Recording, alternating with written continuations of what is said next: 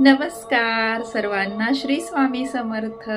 लवकरच स्वामी समर्थ महाराजांचा प्रकट दिन येणार आहे. स्वामी समर्थ महाराजांचा प्रकट दिन 20 मार्च 2026 रोजी आहे. गुढीपाडव्याच्या दुसऱ्या दिवशी स्वामींचा प्रकट दिन असतो. त्यासाठी काही सेवा सांगणार आहे आणि महत्त्वाच्या सेवा आहेत. तर तुम्ही या प्रकट दिनाच्या अगोदर 1 दिवसाचं, 3 दिवस, 5 दिवस, 7 दिवस, 9 दिवस, 11 दिवस असं तुम्ही स्वामी चरित्र सारामृत ग्रंथाचं पारायण करू शकता. अगदी साधी सोपी सेवा आहे.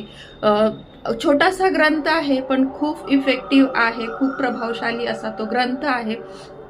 ग्रंथ वाचायला साधारणतः 1 ते 1.5 तास लागतात आणि ही सेवा जी आहे ना, अत्यंत प्रभावी सेवा आहे. तर तुम्ही नक्कीच स्वामी समर्थ प्रकट दिनापर्यंत तुम्ही स्वामी चरित्र सारामृताचं पारायण करायचं असतं. यासाठी नियम असे खूप काही नाही आहेत, कारण फक्त मांसाहार वर्ज करायचा आहे आणि परान्न वर्ज करायचं आहे. या कालावधीत मद्यपान वगैरे तुम्ही करायचं नाहीये.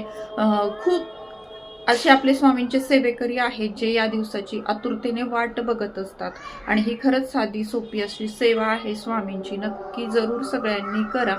आणि ज्यांना शक्य नाही की ताई आम्हाला नाही पारायण करायला रोजचा 1-1.5 तास काढणं आम्हाला जमत आहे, तर तुम्ही स्वामींचा तारक मंत्र म्हणू शकता.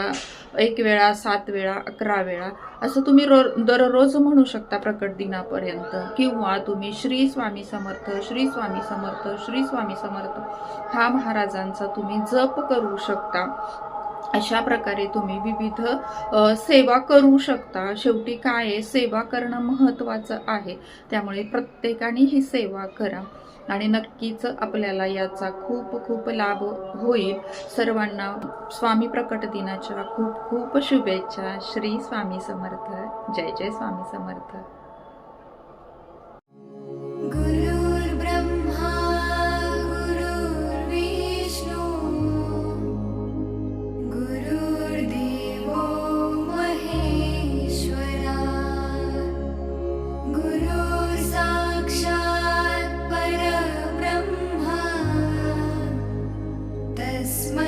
श्री गुरवे नमः.